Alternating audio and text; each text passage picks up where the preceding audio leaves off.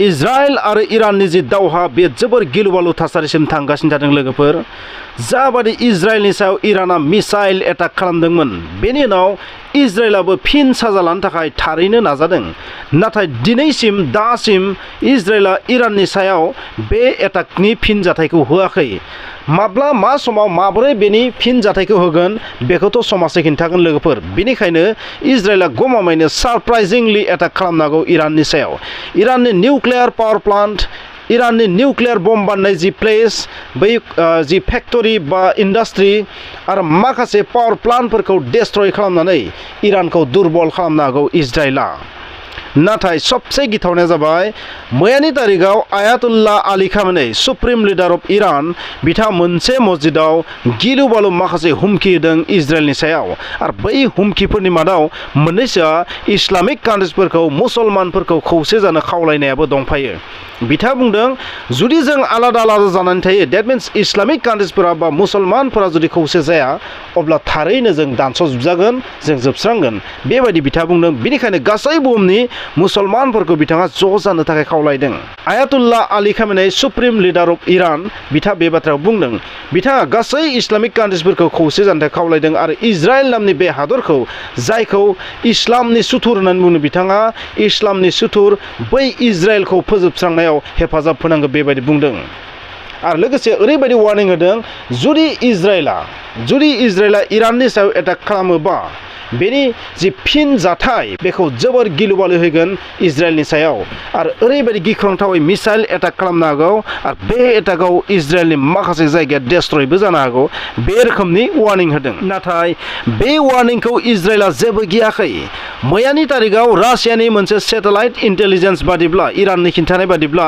जिहेतु satellite intelligence बिदोंमोन इराना रासियानाव बै इनफरमेसन बादिब्ला गंब्रै F-35 फाइटार एयारक्राफ्ट इजराइलनि बेयो पार्सियान गाफआव इराननि बर्डार ओनसोलाव बिरनाय नुनो मोन्दोंमोन आरो बे इनफरमेसनखौ होदों रासिया इराननो थारैनो F-35 फाइटार एयारक्राफ्टनि जि इन्टेनसन बे इन्टेनसनाथ' मोजां नङा इराननि जायखिजाया जायगायाव एटाक खालामनानै इरानखौ हरखाब सरप्राइज एटाक खालामनानै गोमोहाबहोनाय आरो डेस्ट्रय खालामनाय आरो लोरबां खालामनाय बे जाबाय इजराइलनि मोनसे प्लेनिं बे प्लेनिंआथ' सिं सोलिगासिनो थादों बेनिखायनो जानो हागौ F-35 फाइटार एयारक्राफ्टजों बेसेबां बिसोरनि एयार डिफेन्स सिस्टेमा बेसेबां स्ट्रं बेफोरखौ जानो हागौ आनजाद खालामदों मानोना F-35 एयारक्राफ्टआ मात्र दावहानिल' फाइटार एयारक्राफ्ट नङा बे मोनसे एयार डिफेन्स सिस्टेमनिबो मोनसे पार्ट जाबायदि इजराइलनियाव डेभिड स्लिं एरो सिस्टेम आरो आयरन डम एयार डिफेन्स सिस्टेम दङ F-35 आव मोनसे रोखोमनि फाइटार एयारक्राफ्टथ' नंगौ दावहाबो नाङो बम्ब बारुद मिसाइलबो लन्च खालामो नाथाय बेजों मा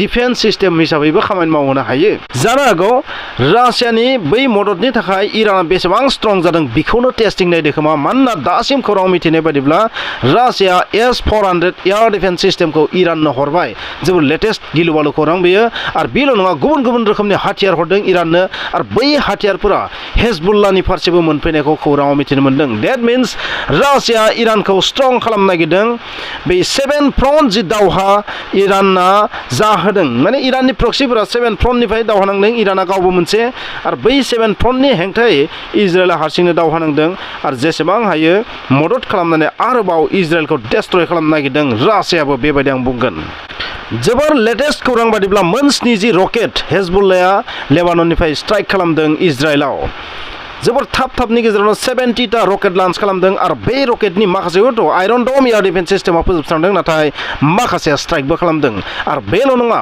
इराकनि जि फ्रन्ट बेबो गेवबाय इराकनि इस्लामिक रेजिस्टेन्स मुंनि टेररिस्ट ग्रुपआबो एटाक खालामदों रकेट मिसाइल एटाक खालामदों इजराइलनि सायाव स' बेबायदिनो सिरियानिफ्राय एटाक जादों इराकनिफ्राय एटाक जादों लेबानननिफ्राय एटाक जादों गाजा स्ट्रिपनिफ्राय एटाक जादों वेस्ट बेंकनिफ्राय एटाक जादों येमेननि हुथिफोरनिफ्राय एटाक जादों आरो लोगोसे इरानाबो एटाक खालामदों स' इजराइलनि जे अबस्था बे जोबोद दुखुनांथाव आरो मोनसे गोमोथाव बाथ्राया जाबाय इस्लामिक रेजिस्टेन्स इराकनि टेररिस्ट ग्रुप बिसोरबो प्रक्सि इराननि बिसोरनि एटाकआव गलान हाइट्सनि इजराइलनि आर्मिनि सानै जिउ जोबदों डेट मिन्स 51 बोसोरनि उनाव बबेबा इस्लामिक रेजिस्टेन्स बादि टेररिस्टफोरनि एटाकआव इराकनिफ्राय बेबायदि एटाक खालामनायाव गिबि बारनि थाखाय IDFनि आर्मिफोर थैदों सानै थैदों बेबायदि खौरां मिथिनो मोन्दों स' बेबायदि गिलु बालु मोनफ्रोमबो फ्रन्टआव इजराइला गावखौ बोरै फोथांनानै लाखिगोन बे साननो गोनां जादों बबेखानि आमेरिकाया थै थाङै मदद खालामनो थाखाय आवगायबोदों दा बाथ्राया जाहैबाय जुदि इजराइला इरानाव एटाक खालामबा बेनि जि फिन रिएक्शन बे माबायदि जागोन बेखौथ' मोनसे आइडिया खालामनो हायो। बेवहाय S-400 एयार डिफेन्स सिस्टेम फैबाय। S-400 एयार डिफेन्स सिस्टेमनि सिगाङाव F-35 एयारक्राफ्टआ बेसेबां जोरगोन बेबो साननो गोनां। बुंनो थाङोबा बेफोर दावहाफोरा जाबाय हाथियारनि मोनसे टेस्टिं प्लेससो जादों, खारन F-35 आरो S-400 दिनैसिम फेस टु फेस जायाखै। स' बेयो इन्टारेस्टिंबो जागोन लोगोफोर।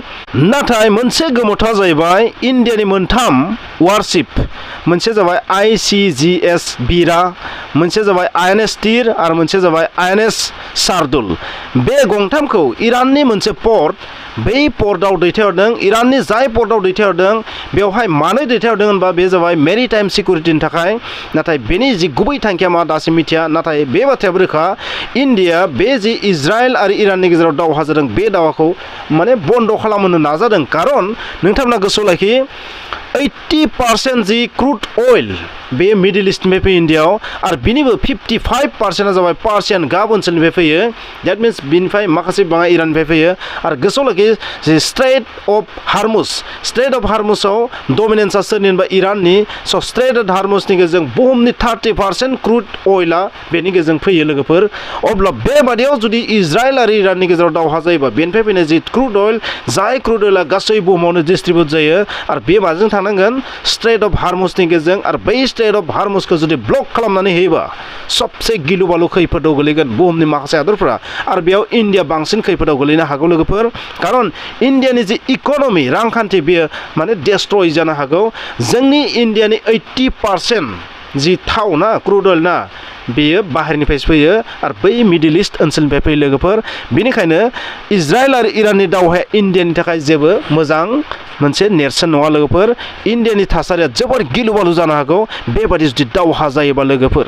बेनिखायनो जानो हागौ इन्डिया बै वारशिप मोनथामखौ बैहाय दैथायहरदों जाहाथे इजराइल आरो इराननि गेजेराव दावहाया बन्द जायो, बेबायदि नाजादों।